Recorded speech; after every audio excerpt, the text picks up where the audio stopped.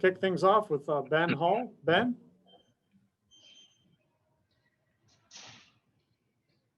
Hey Trey, throughout the year we've seen how talented Alabama's defensive front is and can be against the run.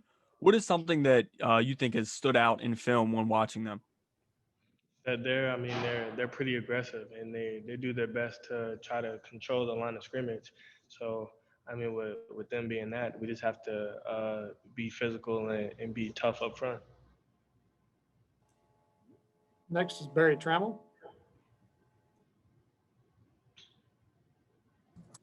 Yeah, Trey, going back to that 2017 Oklahoma-Ohio State game in Columbus, that was sort of your coming out party. You got the chance to play, especially in the second half, and really performed. What do you remember about that game and how much it did to sort of elevate your stock? I remember everything about that game. To me, it felt like my first big college game. So, I remember it vividly.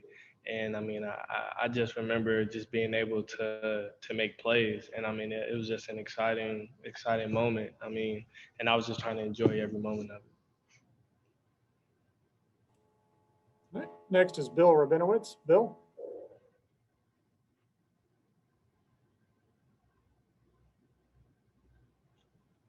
Okay, I try.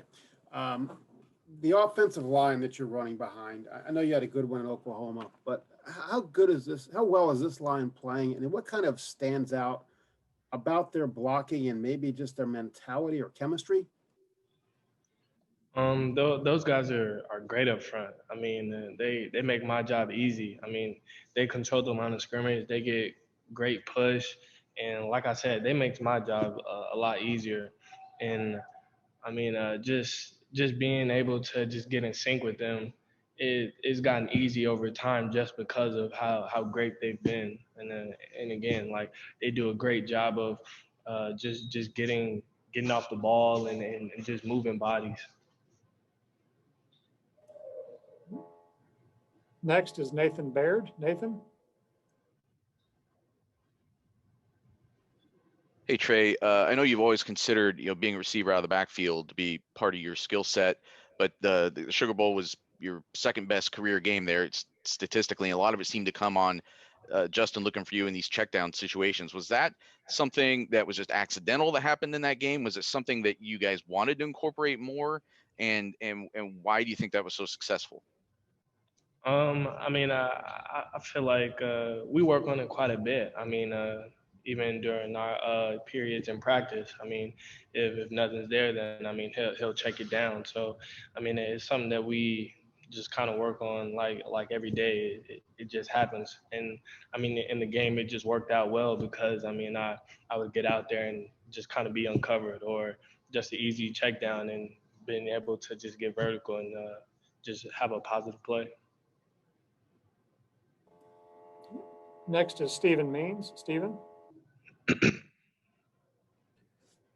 Hey Trey, ACL is that's a very serious injury. I know it's a long comeback period physically for it. When you start feeling better then, but mentally, I guess when did you start to feel like yourself coming off that injury and working out in the spring with Rashard?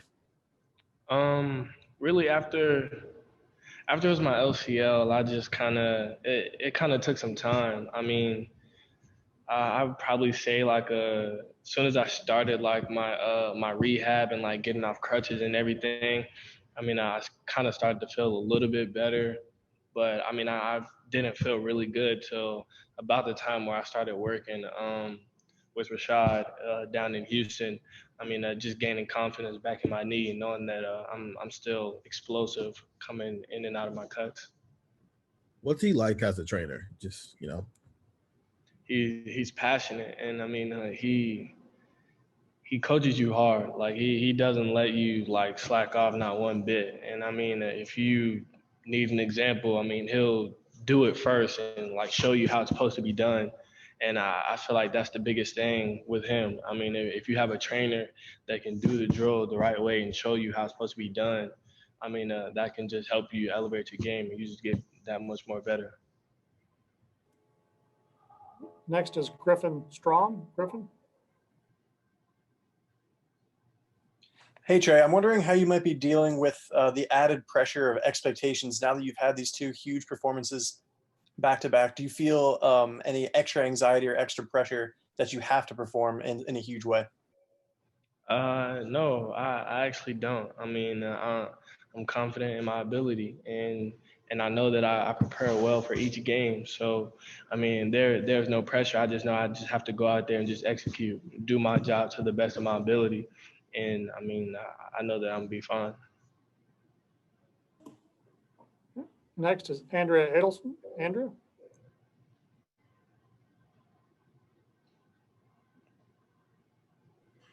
Trey, you've shown a lot of resilience throughout your career, and it sounds like that's something that maybe you picked up from or learned from your mom. Just wondering how much her example has allowed you to overcome some of the obstacles that you have faced, and just how important she's been for you in your life. She's been very important. I mean, just seeing all the things that she's been through, how she was able to just persevere, still continue to work hard for our family, and I feel like that just helped me throughout my career because I mean I faced a ton of challenges, a bunch of adversity, but I know that I mean there's light at the end of the tunnel, so I just have to keep working hard, and I know everything will pay off.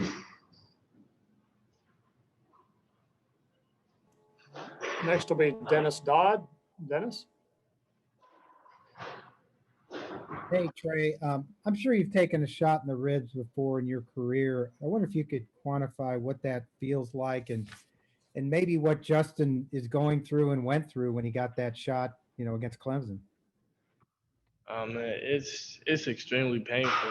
I mean, especially when you're not really like expecting it. I mean, it's pretty painful. And I mean, I know him. He's a tough dude, so I know that he'll be fine. But I mean, again, like it's just not something that you want to happen at all, no matter what. Because I mean, it's just like I said, I mean, it just hurt.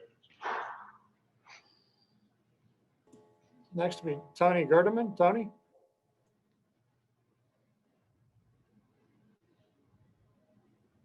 I want to ask about Williams, kind of coming out of nowhere a little bit. Mayan Williams, what have you seen from him this year, and what's it like just to have him, having watched him grow as the season has gone on?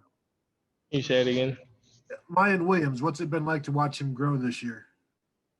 Oh man, mine. He's been great. I mean, I just seen him improve from. I mean, since we first started camp. I mean, you can tell like a freshman coming in, he was like a little bit lost, just trying to learn everything, and just to see how far he's come. I mean, he just makes plays and he plays with so much energy and emotion, and I mean it just gets everybody. I mean, motivated and hyped up, and it's a good thing to see. Next will be Patrick Murphy. Patrick? Trey, similarly, I'm interested. We haven't talked to you a ton about Master and your relationship. What has that been like throughout this year, getting to know him and then kind of the back and forth with you guys both getting carries? And now as you've kind of stepped into the forefront here, how is your relationship developed and what's it been like recently? Our relationship has been the same. I mean, we've always been there to kind of help each other out. Even like during games, like if we see something, we'll just kind of give out some tips just to help each other do better. And I mean, even in practice, like we compete, we push each other to get better. And I mean, that's just kind of how our relationship has been from day one. I mean, and it's still been like that throughout this entire time.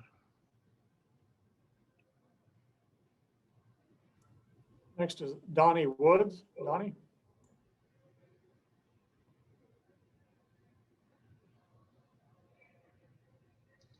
Trey, congratulations on a great season and making it to a national championship game.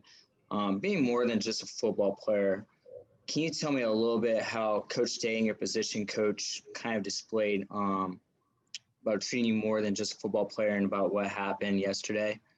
Did you guys talk as a team about what happened yesterday? We didn't really talk too much about it yesterday, but I mean they always encourage us use our voice and use our platform, because I mean they believe in us and they trust us and they have the same views as us. I mean, uh, with them setting the standard, we all believe in the same values and everything. So I mean, they just encouraged us to use our platform the right way and speak out on the right things. All right, Trey, thank you very much. We appreciate the time and look forward to seeing you in Miami. Thank you.